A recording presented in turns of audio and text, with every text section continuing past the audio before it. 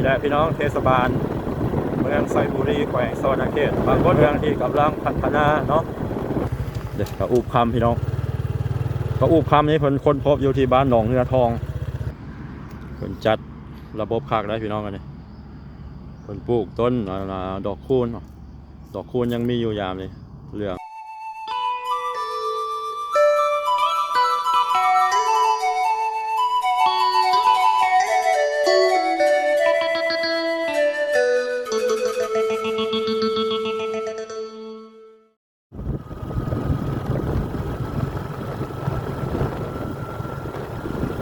สบายยามเช้าพี่น้องวัดสู่คนเนาะเช้าวันนี้ซุ่มเย็นพี่น้องเลยฝนตกหอบคำอิดในหอบหลายเดือนบาดเพิ่นซื้อมากับมาบาทเดียวพี่น้องเลยทั้งพายุทั้งลมทั้งหมักอันยังฟ้าเลื่อมฟ้าห้องพี่น้องฟ้าตัวมือคืนเป็นตายานขนาดตกแห้งอยู่ได้พี่น้องฝนบริตกในหอบหลายเดือนพอดีเลยนะตกทำส่วนมันส่วนต่างๆเพราะว่าผ่านมามันจะแห้งแล้งหลายต้นไม้ต้นตอกตายหลายพี่น้องที่เราสอนอยู่ที่บ้านนาทองเมืองไซบุรีแขวงสวรรณเขตคลิปนี้กำลังจะเดินทางไปทั่วทางสวรรณเขตเราอยากเก็บภาพบรรยากาศนะพี่น้องเอาได้เบิ่งได้ชมกันตอนนี้ฝนก็ยังตกอยู่เนาะเป็นบางบ่อนบางเขตก็เศร้าแล้วแต่ว่าบ่อนที่เราสอนอยู่นี่อากาศยังมืดครึ้มอยู่ฝนหากระเศร้าตกบางที่พี่น้อง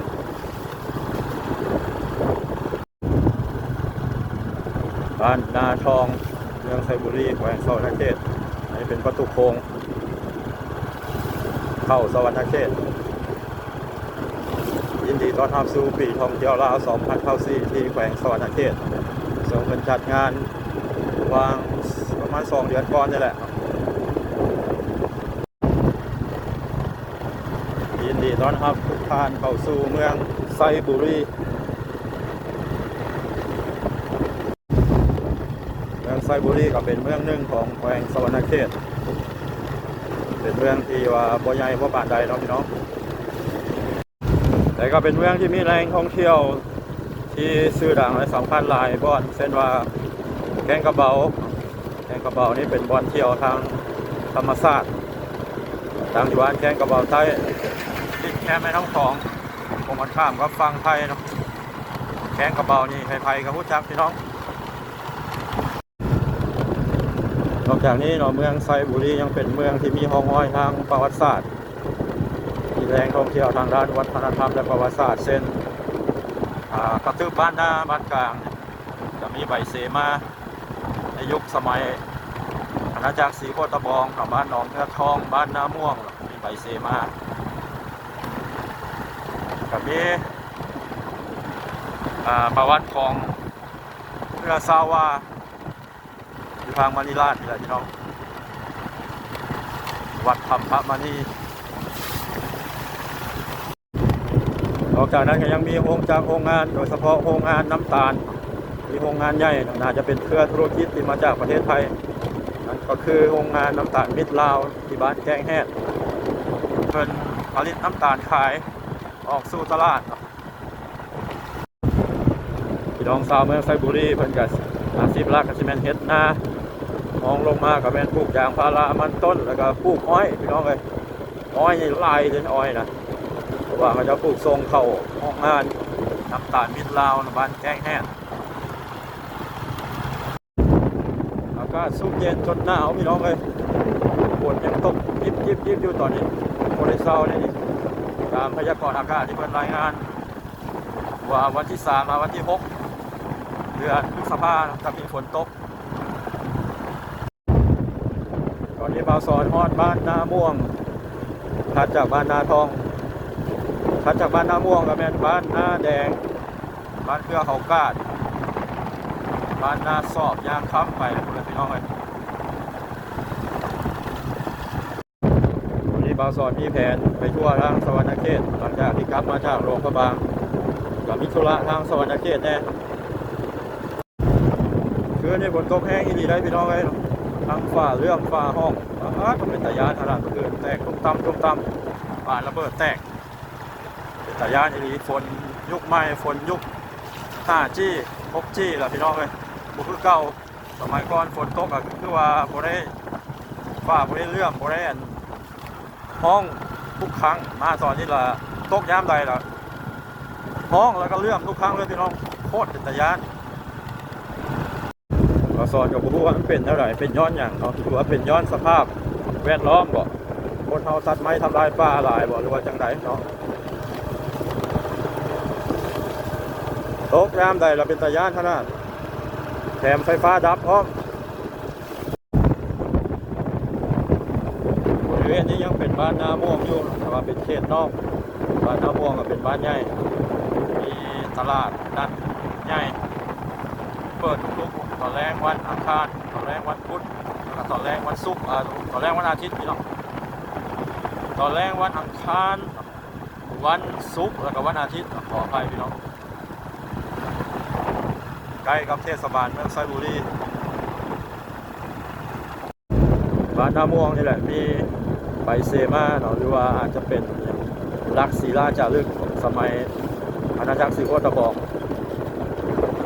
สอนเคยไปเบิ่งกันหนึ่งแต่ว่าจะอยู่นาม่วงในพุทธจะอยู่แคมป์ทางเข้าไปประมาณ5-6 กิโลเมตรประมาณนี้เปิดให้ผู้คนไปเที่ยวไปชมอยู่ตอนนี้ฟ้าเริ่มแจ้งแล้วพี่น้องฝนก็เศร้าตกแล้วตอนนี้ปอยบ้านนาม่วงปอยยาวขนาดทางเบื้องขวามือของบ่าวสอนจะเป็นสวนไม้วิกอยู่บนต้นมีอย่างวะต้นยูคาลิปตัสบอกแล้วตัดทรงขายเขาโรงงานเฮนเจียถอดบ้านนาม่วงแล้วพี่น้องจะเป็นใจกลางบ้านอันนี้เป็นน่าจะเป็นบ้านตั้งไม้เพราะว่าบ้านเก่าบ้านแก่บ้านเดิมแล้วมันอยู่ในพุ่นเจ้าขยายเงินซานบ้านซองออกมาอยู่แคมป์ทางใหญ่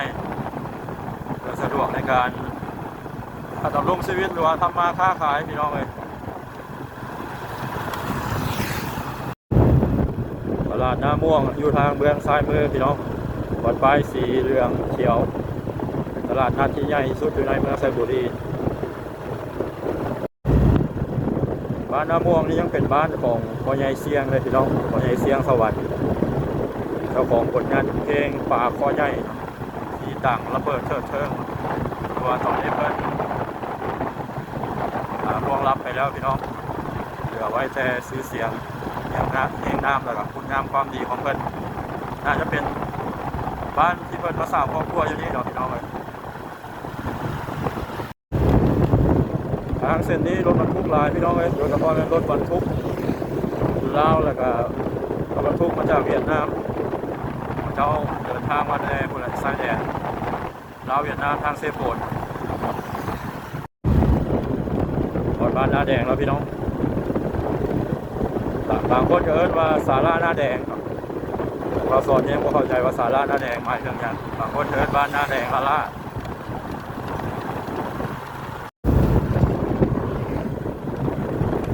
ติดกับบ้านเพื่อเขาคาดเนาะสำหรับบ้านหน้าแดงติดกับบ้านสีไข่ติดกับบ้านกลางกับบ้านอื่นๆอีก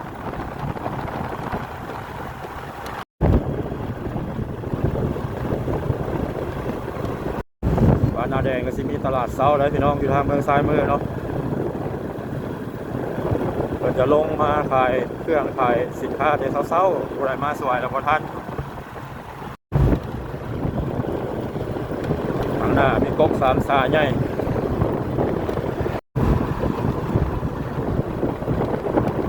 ก๊กสามสาหลายขนาดบนเนี่ยเรียก2 ภาคทางเลยข้างหน้ามีครัวแล้วก็มีห้วยสีไข่หลายเป็นผู้ละทางบ้านสีไข่พี่น้องเลย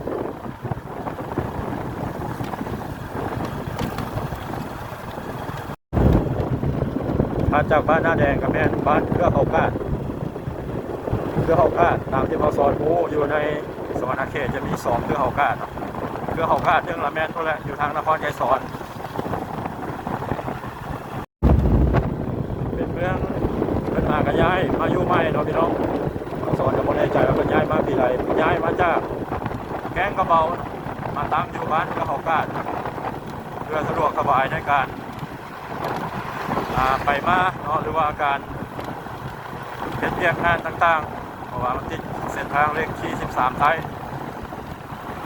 แล้วก็เหมาะสมในการตั้งเป็นเมืองทางเมืองขวามือจะมีทางแวะไปบ้านเวิร์นประมาณ 7.6 กิโลเมตรนี่แหละพี่น้องเทศบาลเมืองไซบุรีแขวงสวรรณเขตบางคนก็รู้ว่าเมืองไซบุรีอยู่ไสเนาะขึ้นกับแขวงสวรรณเขตพี่น้องแต่ว่าสำเนียงเสียงเว้าส่วนหลาย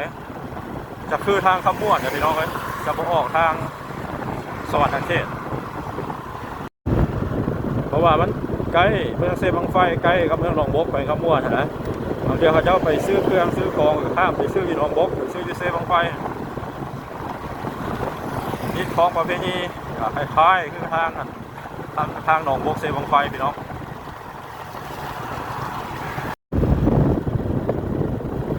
เมืองที่กำลังพัฒนาเนาะเศรษฐกิจกำลังขยายตัวในเมืองไซบุรี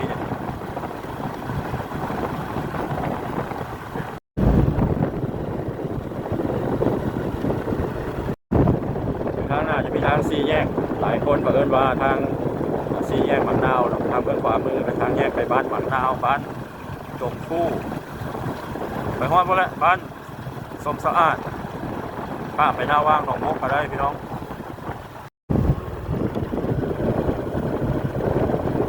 พาพี่น้องเข้าไปเบิ่งกระอู้คำเนาะเพิ่นมาเฮ็ดไว้แสดงอยู่หน้าห้องว่าการเมืองเนาะเด็กกระอู้คำพี่น้องกระอู้คำนี้เพิ่นค้นพบอยู่ที่บ้านหนองเรือทอง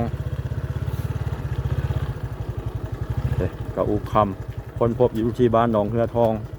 ในวันที่24 เมษายน 2008แล้วเพิ่นมาเฮ็ดเป็นสัญลักษณ์มาเฮ็ดเป็นอนุสาวรีย์อยู่นี่เนาะมีคำขวัญของเมืองไซบุรีนำไซบุรีดินดีธัญหารใบเสมาหนองเฮือทองซื่อลือลันงามสายของเซบังไฟไหลประสานแกงกระเบามวนซื่นพุทธสงการน้ำตาลหวานผลิตภัณฑ์สู่สากลคำขวัญของเมืองเพื่อนเนาะนี่คักๆพี่น้องเลยวางเดือนก่อนเพิ่นกระจัดงานปีท่องเที่ยวเมืองไซบุรีขึ้นอยู่บริเวณนี้แหละพี่น้องกระอู่คำเนาะพี่น้องมีลักษณะแบบนี้แหละเพิ่นก็เลยมาเฮ็ดเป็นสัญลักษณ์ไว้แสดงไว้อยู่หน้าห้องว่าการปกครองเมืองไซบุรีเพิ่นจัดระบบคักได้พี่น้องกันนี่เพิ่นปลูกต้นดอกคูณยังมีอยู่ยามเลยเหลืองอลามเลยงามขนาด